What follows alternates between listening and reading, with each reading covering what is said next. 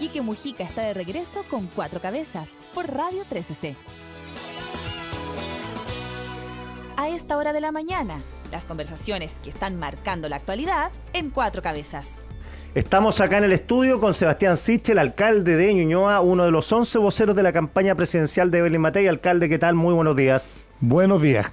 Bien, contento con más pega y alcalde nuevo, me dijo mi señora. Tengo pega, pero estoy bien, contento. Oiga, Ñuñoa es un mundo eso, ¿no? Hay diversas clases sociales, tienen buenos colegios públicos, tienen el Estadio Nacional. El Estadio Nacional, para usted es un cacho, ¿no? Un cacho.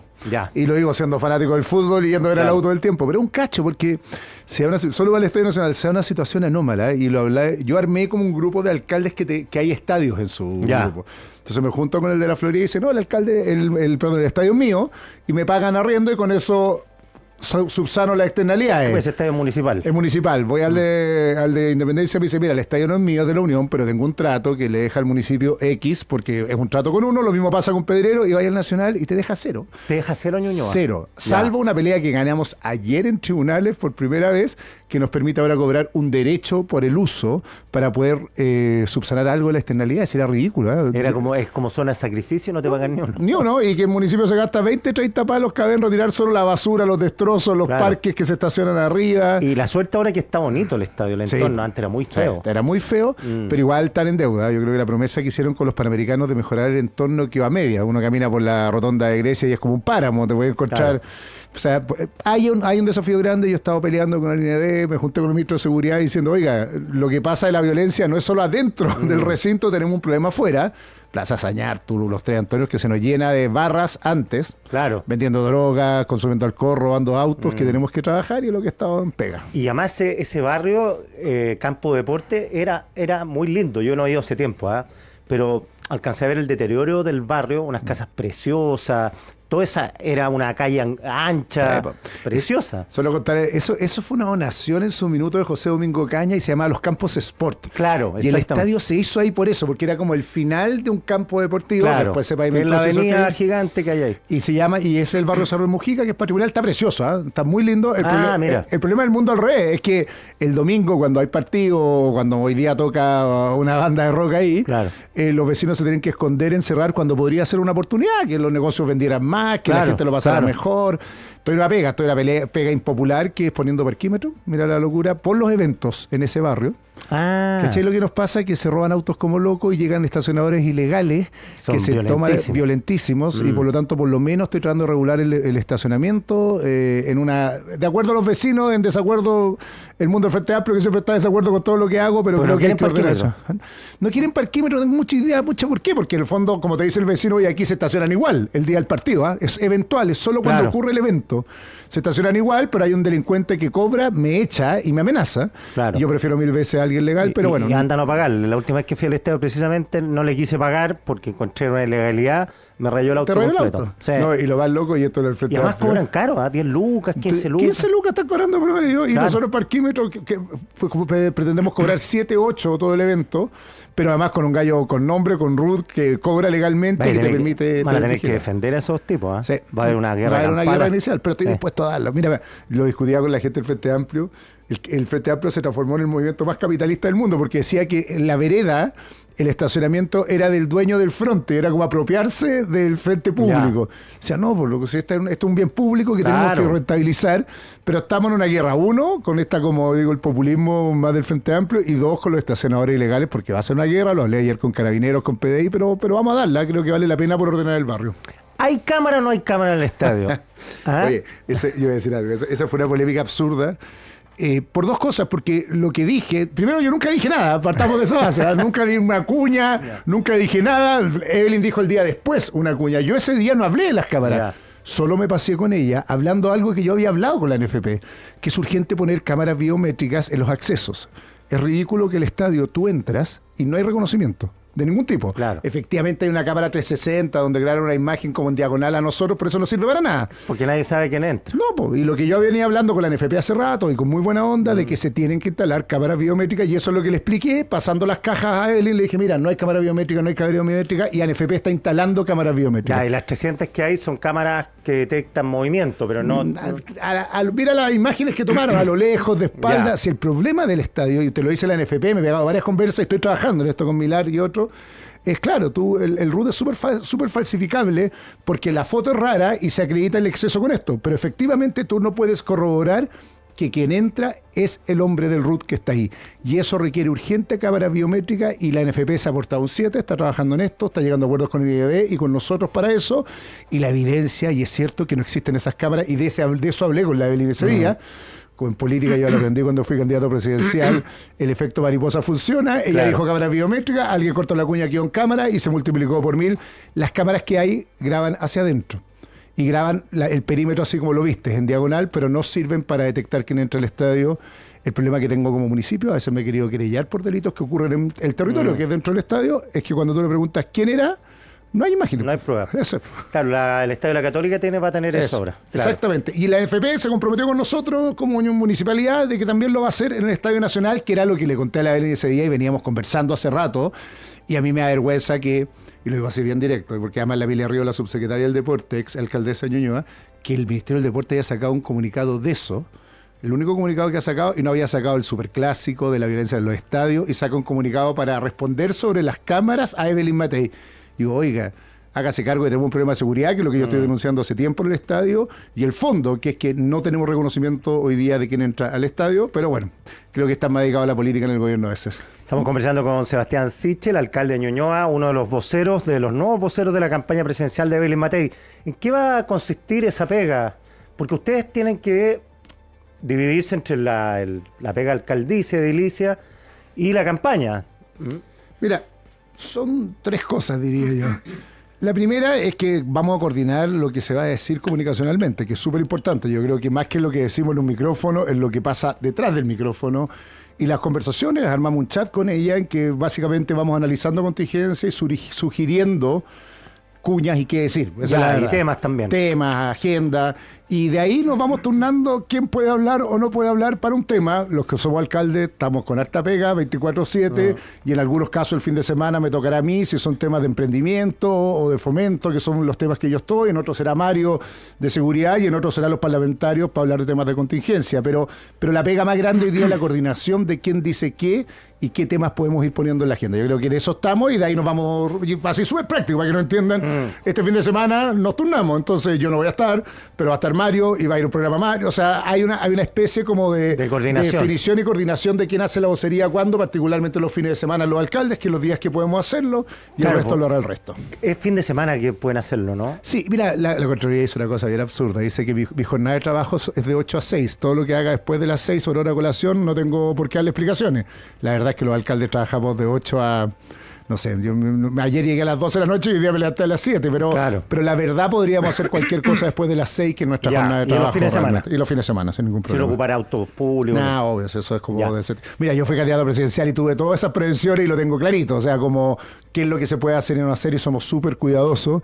Lo único que yo dije en el punto de prensa es que cuando escuché que nos criticaban gente del gobierno, dije la media perso. Pues si ellos están todo el día dedicados a pegarle a Evelyn Matei, a declarar contra Evelyn Matei, y son funcionarios públicos pagados por el Estado, no electos democráticamente, y por lo tanto a igual razón, igual disposición, decimos los abogados. Claro, van a tener un tete Carlos Monte que se pronunció en términos políticos. El otro día había Lizal, dice, bueno, si están cuestionando que algún alcalde pueda dar una vocería un día libre, cuestionémonos que en horario de trabajo, cuando hacen vocería del Estado, terminan atacando a una candidata, y creo que ese es un tema bien de fondo. Lo digo por el caso del Ministerio del Deporte. A mí me impactó, una declaración pública contradiciendo a Evelyn Matei sobre las cámaras del Ministerio del Deporte es absolutamente anómalo. Era como si yo, ministro de Desarrollo Social, en plena campaña presidencial, le dijera a un opositor que su política social está mal hecha. Me parece que hay algo raro del rol que ha tomado este gobierno de ser más bien un equipo de campaña que un equipo que esté dedicado a las políticas de Estado. ¿Qué va a pasar? Hoy día se inscriben las primarias, ustedes no tienen primaria, tú viviste una primaria. ¿Qué va a pasar con esto? Se repite como mantra, y puede ser o no puede ser, pero que el oficialismo va a estar desplegado, franja electoral, noticias, bla, bla, bla, y que ustedes van a tener que armar eventos, circunstancias para marcar agenda. Yo no sé si están así actualmente. Antes, cuando había más de medios de comunicación tradicionales, era que si uno no estaba ahí, no estaba. Pero ahora yo creo que está más diversificado la atención de la gente, ¿no? Claro, bueno, ya que vengo la Semana Santa, bienaventurados los que no tienen primarias porque se pusieron de acuerdo antes, para hacerlo de alguna forma. Se transformó como en Gollum con el anillo, el Señor de los Anillos, las primarias, como si la primaria fuera un fin y no un medio, y lo digo primero. Qué bueno que no hicimos primaria porque nos pusimos de acuerdo en un liderazgo inmediatamente, y veo lo que pasa al frente, en el gobierno, que hasta ayer estaban bajándose y subiéndose candidatos con duda, y por lo tanto hay una crisis de gobernabilidad en el gobierno que se demuestra en su incapacidad en el gobierno de tener una sola coalición, que ya es una locura, y de tener primaria. Eso primero, y creo que las primarias son buenas cuando no hay un liderazgo claro. En el caso que me tocó en una primaria, yo creo que eso pasó, y son malas cuando hay un liderazgo claro y uno trata de inventarlas, que creo que fue el error que estaba cometiendo Chile Vamos, lo dije públicamente en su minuto. Después lo de la prensa es bien mitológico, porque me pasó a mí, pues yo gané una primaria con toda la prensa del mundo. No había portada en que yo no saliera y Boric el día que después gané la primaria. Y no me fue tan bien en la elección presidencial después de eso. Y por lo tanto... Doy fe. Doy fe, pues evidencia práctica. No significa nada ganar una primaria por la cobertura comunicacional. Y entre medio tenía un freerider, José Antonio Caz, que se dedicaba a pegarme todo el día, que le pegaba a las primarias nuestras, que se declaraba opositor del gobierno de Piñera, y tuvo más prensa probablemente mucho tiempo y más continua que lo que yo lograba en la pelea interna de la primaria. Y por lo tanto no hay una ruta única para llegar a la presidencia. La elección importante es en diciembre, noviembre, perdón. Lo que yo creo más importante acá en este caso es recorrer el país. Y las primarias votan entre el 15 y el 20% de los ciudadanos. El problema es que pasa con los otros 80% que no le están prestando atención, por algo no van a ir a votar. Y ahora es voto obligatorio. Y con voto obligatorio. Así que creo que esa idea como el talismán, como Gramsci, que dice como hay una sola forma de ganar, como la palabra simbólica que es la primaria, significa más democracia, depende, pues a veces significa más desorden, que yo creo que es el problema del gobierno. En el gobierno, dos coaliciones. ¿Ves? Primera vez en la historia que desde el retorno de la democracia que tenemos un gobierno con dos coaliciones, y que además tiene este problema hasta ayer de definir cómo pueden ir todos a una primaria. En el caso nuestro, contento estoy de que hay un solo candidato. Estoy hablando como yo. Contento estoy. Kast y Kaiser siguen siendo competitivos, por cierto. ¿Tú podrías votar por Kast en una segunda vuelta si él pasara? Siguen siendo competitivos, insisto. Matei está arriba bien, pero bueno, sabemos cómo es la política, tú lo sabes perfectamente. Entonces, esta división, son 4 candidatos de derecha ahora, porque se unió a la Social Cristiana. ¿Sienten afinidad a algo con Kast y Kaiser de Chile Vamos? Han tenido una relación conflictiva, por cierto, en el último tiempo. Yo transparente, yo con Kaiser ni una. Con Kast difícil. Pero creo que es tan importante darle gobernabilidad a Chile que si estuviera de acuerdo 100% con alguien estaría en una religión, pues tendría un culto. Pero esto significa mínimos programáticos comunes, que es lo que yo hice en la segunda vuelta, que me criticaron tanto la vez pasada. Yo le dije, casi, yo estoy dispuesto a apoyarlo. Pero firmemos una carta democrática con 9 puntos que significaba cosas que para mí eran mínimos. Claro. Mantener la ley de divorcio, que le había dicho que la iba a cambiar en su minuto, no retroceder en el tema aborto 3 causales, cosas más profundas como efectivamente la protección y garantía de que en la Constitución se iban a mantener ciertas libertades civiles. Si estábamos en eso, yo iba a votar por él. Ese fue mi acuerdo. Él, la verdad, no quiso firmar, como que me hizo un revolcón. Un corcoveo. Un corcoveo, y yo creo que lo mismo tiene que pasar en segunda vuelta. Esa idea de que la adhesión es como que yo digo voten por ti y se acabó, o voten por él porque son malos los otros, no funciona. Yo creo que la adhesión tiene que ver con contenido, y por lo tanto con Kast, misma reflexión que antes. Yo estaría dispuesto, en la medida que haya mínimos democráticos comunes, que nos pongamos de acuerdo, y creo que esa es la conversación que nunca hemos podido tener con Kast, ni Kaiser, ni nadie. Yo dije, mira, primarias todos. ¿Por qué todos? Porque creo que está malo el gobierno, que queríamos ponernos de acuerdo en primarias todos con mínimos comunes. Pero ni siquiera valía la conversación, pues si Kast antes de empezar la campaña ya dijo no hay primaria, voy solo, y Kaiser como que corcovió varias primarias, para ser justo.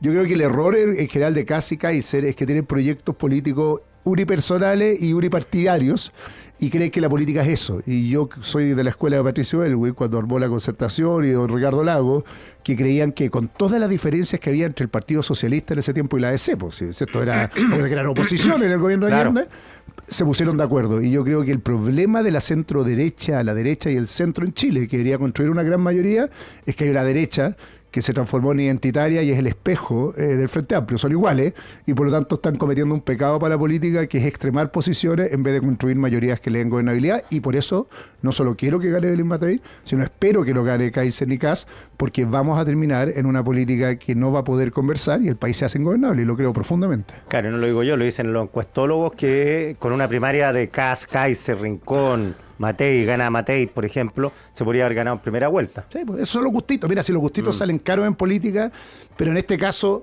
yo diría, hace 4 años uno podía pensar que iba a haber un mal gobierno del Frente Amplio y del Partido Comunista. Hoy día uno tiene certezas. El país no crece, tenemos un estancamiento de la inversión. Tú miráis lo que pasa en política social, que era mi mundo, y no pasa nada. O sea, son puros titulares. Es un gobierno, como digo yo, frívolo y sin contenido, y por lo tanto la amenaza de que vuelvan a gobernar es mucho más fuerte. Y yo respeto mucho, por ejemplo, a Carolina Toá, lo digo con todo el cariño, tengo un cariño humano, personal, creo que es una gran política, pero está en un barrio con mucha irresponsabilidad. Lo veo con mis concejales que se autodefinen como bancada de oposición.